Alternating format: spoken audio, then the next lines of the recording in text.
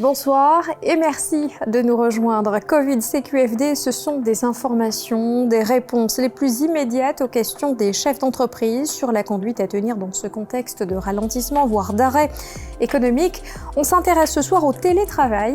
Emmanuel Macron a demandé aux entreprises, dès qu'elles le peuvent, de mettre en place une solution de travail à distance pour les salariés. C'est une nouvelle façon de procéder dans un environnement qui nous est familier. Chacun est chez soi, un ordi, des cahiers, un casque parfois pour s'isoler, mais ce n'est pas si évident. C'est un espace qu'il faut se réapproprier. Alors peut-on accompagner le télétravail? Y a-t-il des choses à faire ou à ne pas faire? Regard d'expert, Stéphane Colombel, bonsoir. Bonsoir. Vous êtes président de l'association Digital Réunion. Le télétravail, d'abord, est-ce que c'est une obligation pour toutes les entreprises? Non, ce n'est pas une obligation. C'est fortement recommandé, au moins pour deux raisons. La première raison, c'est dans le cadre de la protection des salariés. Il est vrai que les salariés qui viennent au travail s'exposent à l'échange du virus.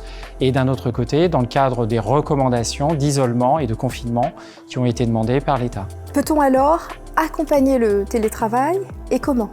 Oui, on peut accompagner la mise en route du télétravail. Pour ça, il faut qu'il y ait une décision managériale, c'est-à-dire que le chef d'entreprise et le responsable de l'informatique puissent également s'investir dans cette mission, c'est-à-dire accompagner le salarié tant au niveau organisationnel que technique pour pouvoir travailler distant. C'est ce qu'on appelle le salarié nomade. On parle de nouveaux outils. Est-ce qu'il faut alors redoubler de vigilance en matière de sécurité notamment? Oui, il faut redoubler de vigilance.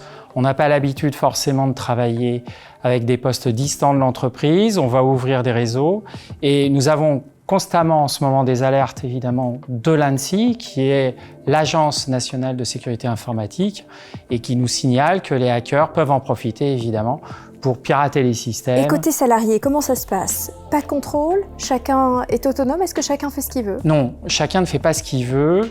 C'est vrai que le salarié va être autonome, il faut qu'il soit tout à fait accompagné, que les objectifs soient extrêmement bien définis, qu'effectivement il y ait des routines de travail qui soient proposées et des contacts fréquents.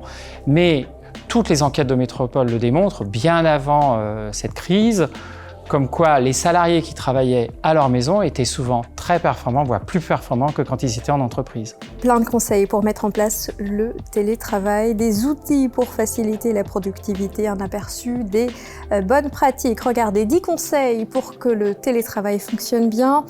Se préparer et s'habiller le matin comme si on allait au bureau, se réserver un espace de travail confortable et utile, mettre des règles à la maison vis-à-vis du reste de la famille, se donner des horaires stricts de travail, se faire la liste de ce qui doit être réalisé dans la journée, respecter au mieux les obligations de communication, signaler immédiatement tout problème de travail, encadrer, soutenir, accompagner les collaborateurs, créer des moments de convivialité virtuels avec son service ou son équipe, et puis se féliciter du travail réalisé dans des conditions difficiles. Il ne faut pas l'oublier. 2 sites pour retrouver l'ensemble de ces informations et des conseils, celui de Digital Réunion et le site du gouvernement.